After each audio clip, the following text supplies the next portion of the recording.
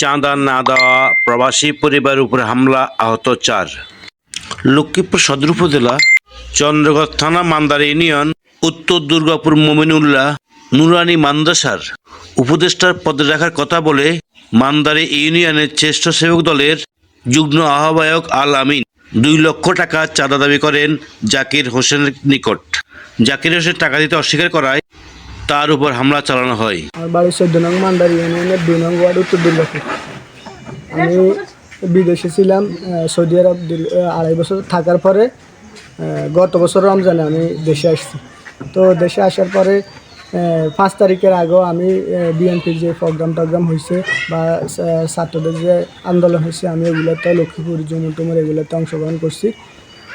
5 তারিখের পর থেকে আমাদের এলাকার আল আমিন ইউনিয়ন স্বেচ্ছাসেবক দলের সেক্রেটারি উনি এলাকাতে আধিপত্য বিস্তার কেন্দ্র করে উনি আমাকে বিভিন্ন ট্যাগ দিয়ে আমার কাছ থেকে চাঁদা দাবি করছে। তো এইটা নিয়ে ওনার সাথে আমার সাথে একটু মন কালাকালি ছিল। এরপরে তারা কিছুদিন আগে একটা মাদ্রাসা, আমাদের বাড়িতে যে একটা মাদ্রাসা আছে মাওলানা মোমিনুল্লাহ মাদ্রাসা, ওইখানে কমিটি দিছে। কমিটিতে দেওয়ার পরে ওইখানে ইফতার পার্টি করবে। রাস্তা থেকে তারা বিপরী চা খাই আসতেছি, ওনারা আমাদের চা খাইতে ডাক দিছে দোকানের ভিতরে। পরে ওইখানে যাওয়ার পরে উনি আমার সাথে ইফতারের ব্যাপারে কথাবার্তা হয়েছে। এক পর্যায়ে উনি আমারে বলতেছে যে আমি ছাত্রলীগ করতাম, এটা সেটা। পরে আমি বলছি যে আমি তো ছাত্রলীগ করতাম না, আমি বর্তমানে রানিং চন্দ্রগঞ্জ থানা জিয়া মঞ্চের যুগ্ম আহ্বায়ক। আর হচ্ছে যে আমি পূর্ব থেকে যখন থেকে পড়ালেখা করি তখন থেকে আমি ছাত্রদলের সাথে জড়িত।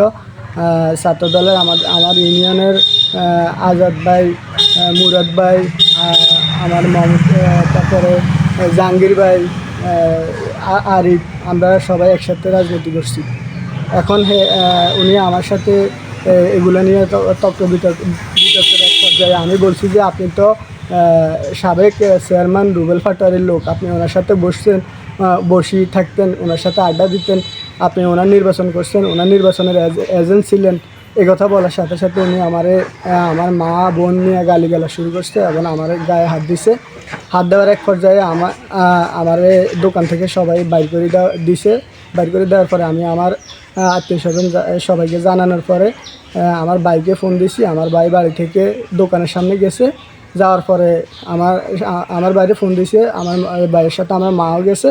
ওইখানে যাওয়ার পরে তারা আমার মা এবং আমার ভাই দুজনেরই অনেক মারছে। আল আমিন ও তার সহযোগীদের হামলায় জাকির হোসেনের মা বিলকিস বেগম, ভাই জাবেদ হোসেন, বোন আখি আক্তার, স্ত্রী সুবর্ণা আক্তার গুরুতর আহত হয়। তাদের সোর্স চিৎকার শুনে এলাকাবাসী এগিয়ে এসে তাদেরকে উন্নত চিকিৎসার জন্য লক্ষ্মীপুর সদর হাসপাতালে পাঠানো হয়।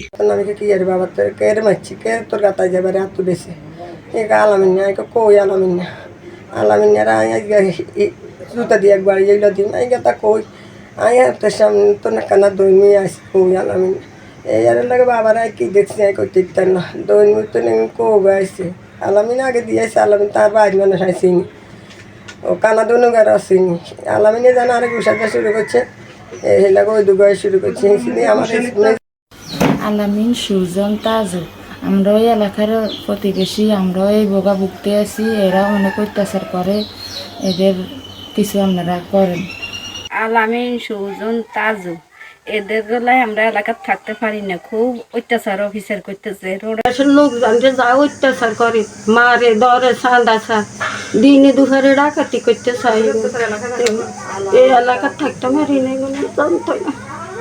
আল আমিন একই ইউনিয়নের মোহাম্মদুল্লাহ পাটোয়ারি বাড়ির রুহুল আমিনের পুত্র।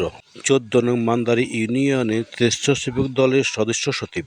আল আমিনের কাছে জানতে চাইলে আল আমিন বলেন, আমার নাম আল আমিন পাটোয়ারি, আমি মান্দারি ইউনিয়ন স্বেচ্ছাসেবক দলের সদস্য সচিব। আমি সাবেক যুব দলের প্রচার সম্পাদক মান্দারি ইউনিয়ন এবং মান্দারি ইউনিয়ন সাবেক যুব দলের যুগ্ম আহ্বায়ক, চন্দ্রগঞ্জ থানা স্বেচ্ছাসেবক দলের সম্মানিত সদস্য। তো ধরেন আমরা সবসময় আসলে এই আন্দোলন সংগ্রামে যুক্ত ছিলাম বিগত 15 বছর। এখন যেহেতু সরকার পতন হয়েছে, আমরা এলাকায় আছি। এলাকায় কারোর সাথে আমার সাথে কোনো দ্বন্দ্ব কাবজাব কিছু নেই। আমার এলাকার কাউকে আমি আজ পর্যন্ত তুই বলি নাই, কোনো আওয়ামী লীগকে যে তুমি এলাকা ছাড়ে চলে যাও।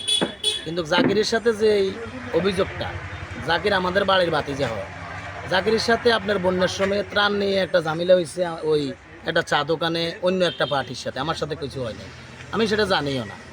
এরপরও জাকিরের সাথে আমার সাথে কখনো কোনো ভেজাল হয়নি।